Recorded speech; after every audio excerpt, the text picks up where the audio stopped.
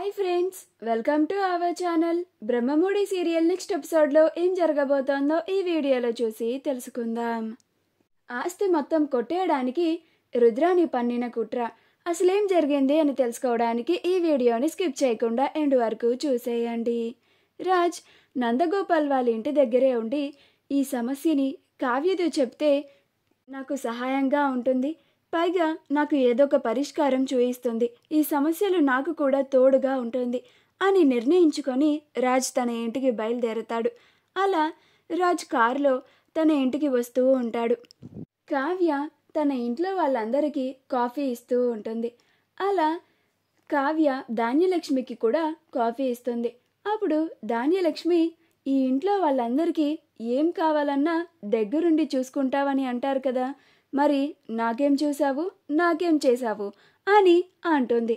అప్పుడు కావ్య, ఇప్పుడు మీకు ఏం కావాలి చిన్నత్తయ్య అని అంటుంది. అప్పుడు ధాన్యలక్ష్మి, నాకు డబ్బులు కావాలి అని అంటుంది. అప్పుడు కావ్య, మీకు డబ్బులు అవసరం ఉన్నప్పుడు నన్ను అడిగితేనే కదా చిన్నత్తయ్య నాకు అర్థమయ్యేది, మీరు నన్ను అడగకుండా నేను మీకు తెచ్చివ్వాలి అంటే ఎలా కుదురుతుంది అని అంటుంది. అప్పుడు ధాన్యలక్ష్మి, ఏంటి నాకే ఎదురు ప్రశ్నలేసేంత పెద్దదానివి అయిపోయావా అని అంటుంది. అప్పుడు కావ్య, నేనేమి మీకు ఎదురు ప్రశ్నలు వేయడం లేదు చిన్నత్తయ్య, మీకు అవసరం ఉన్నప్పుడు వచ్చి అడగండి అని అంటున్నాను అంతే అని అంటుంది. అప్పుడు ధాన్యలక్ష్మి, నాకు 3 లక్షలు కావాలి అని అంటుంది. అప్పుడు కావ్య, అంత మొత్తం మీకెందుకు చిన్నత్తయ్య అని అంటుంది. అప్పుడు ధాన్యలక్ష్మి, నీకు చెప్పాల్సినంత అవసరం నాకు లేదు అని అంటుంది. ఈలోగా అక్కడికి ప్రకాశం వచ్చి, కానీ నాకు చెప్పాల్సిన అవసరం ఉంది కదా, 3 లక్షలు ఎందుకే నీకు అని అంటాడు. అప్పుడు ధాన్యలక్ష్మి, నాకు ఖర్చులు ఉంటాయి కదండి అని అంటుంది. అప్పుడు ప్రకాశం, అదే 3 లక్షలు ఖర్చు పెట్టేంత ఖర్చులు నీకేమున్నాయి అని అంటాడు. అప్పుడు ధాన్యలక్ష్మి, నాకు చిన్న చిన్న ఖర్చులు ఉంటాయి కదండి, ప్రతిదీ మీకు చెప్పాలా ఏంటి అని అంటుంది. అప్పుడు ప్రకాశం, ప్రతి మనిషికి చిన్న చిన్న ఖర్చులు ఉంటాయి, ఒప్పుకుంటాను, కానీ దానికి నీకు 3 లక్షలు కావాలా ధాన్యం అని అంటాడు. అప్పుడు ధాన్యలక్ష్మి, ఇవన్నీ కాదండి, ఇప్పుడు నేను ఎందుకు ఖర్చు పెడుతున్నానో చెప్తే తప్ప ఈవిడ గారు నాకు డబ్బు ఇవ్వదా అని అంటుంది.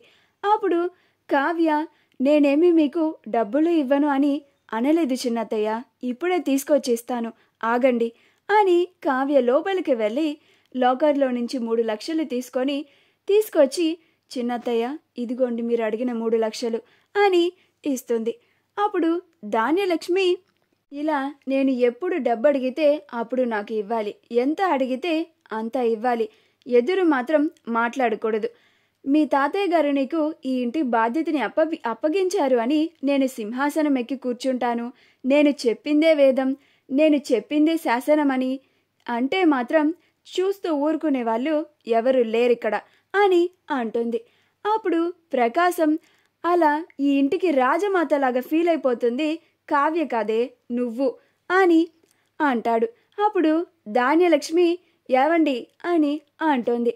అప్పుడు ప్రకాశం, అవునే, కావ్య దగ్గర డబ్బు లేనప్పుడు ఇప్పుడు ఈ యావదాస్తి కావ్య పేరున ఉన్నప్పుడు ఒకేలాగానే ఉంది, తను అందరినీ గౌరవిస్తూనే ఉంది, నువ్వే ఊసరవల్లిరాగా నీ రంగులన్నీ మార్చి ఒక్కొక్క రోజు ఒక్కొక్కలాగా ప్రవర్తిస్తున్నావు అని అంటాడు. అప్పుడు ధాన్యలక్ష్మి, నేను మీకు బాగా చులకనైపోయానండి అని అక్కడ నుంచి వెళ్ళిపోతుంది. అప్పుడు ప్రకాశం, అమ్మ కావ్య, ఇలా ఎవరు పడితే వాళ్ళు వచ్చి, అంటే మరీ ముఖ్యంగా నా భార్య అయినా ఆ రుద్రాని అయినా ఎంత పడితే అంత అడిగితే అలా ఇచ్చేయకమ్మా, వాళ్ళు కావాలని నీ దగ్గరికి వచ్చి డబ్బులు తీసుకుంటారు అని అంటాడు. అప్పుడు కావ్య, అలాగే చిన్నమావయ్య అని అంటుంది. రుద్రాని నందగోపాల్కి కాల్ చేస్తుంది. అప్పుడు నందగోపాల్ కాల్ లిఫ్ట్ చేసి, హలో మేడం చెప్పండి అని అంటాడు. అప్పుడు రుద్రాని, నేను చెప్పిన పని ఎంతవరకు వచ్చింది అని అంటుంది. అప్పుడు రాహుల్, రుద్రాని ఎవరితో మాట్లాడుతుందబ్బా అని చూసి ఆశ్చర్యపోతూ వింటూ ఉంటాడు. అప్పుడు నందగోపాల్, హా మేడం, మీరు చెప్పినట్లుగానే మా మనుషుల్ని మీ మేనల్లుడు రాజ్ దగ్గరికి వాళ్ళ తాతయ్య గారు వాళ్ళ ఫ్రెండ్కి ఒక 100 కోట్లు షూరిటీ పెట్టారు అని, ఆ 100 కోట్లు మీరు కట్టాలి అని, దానికి మీరు బాధ్యత వహిస్తారు అని చెప్పి మీ మేనల్లుడి దగ్గర మేం సంతకాలు తీసుకున్నాం అని అంటాడు.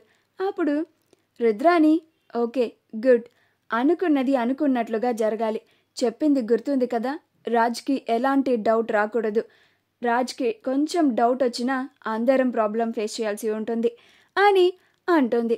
అప్పుడు రాహుల్కి రుద్రాని అసలు ఏం మాట్లాడుతుందా అబ్బా అని ఒక్క ముక్క కూడా అర్థం కాదు.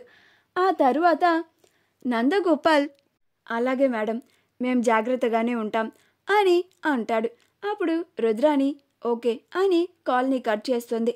అప్పుడు రాహుల్ ఏంటి మామ్, నాకు తెలియకుండా ఇంకో ప్లాన్ ఏమన్నా వేసావా అని అంటాడు.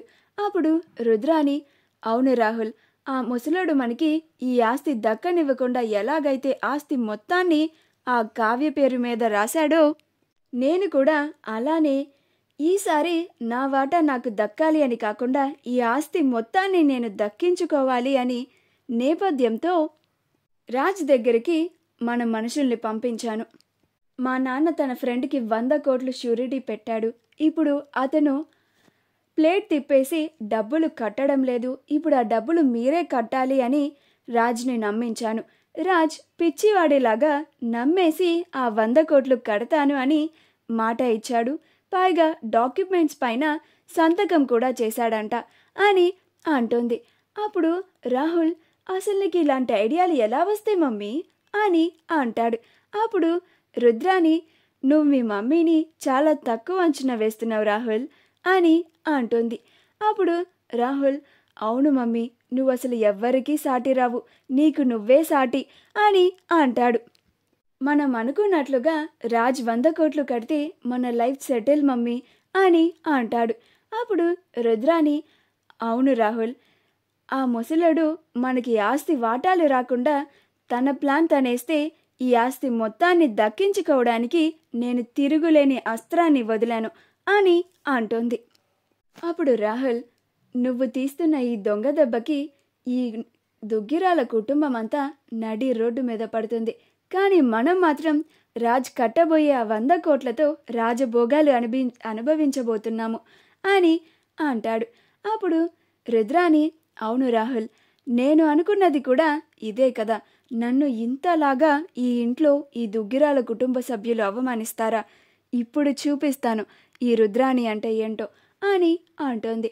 మా వీడియో కనుక మీకు నచ్చినట్లయితే లైక్ చేయండి, షేర్ చేయండి, మా ఛానల్ని సబ్స్క్రైబ్ చేసుకోండి, పక్కనే ఉన్న బెల్ ఐకాన్ని క్లిక్ చేయడం మాత్రం మర్చిపోకండి.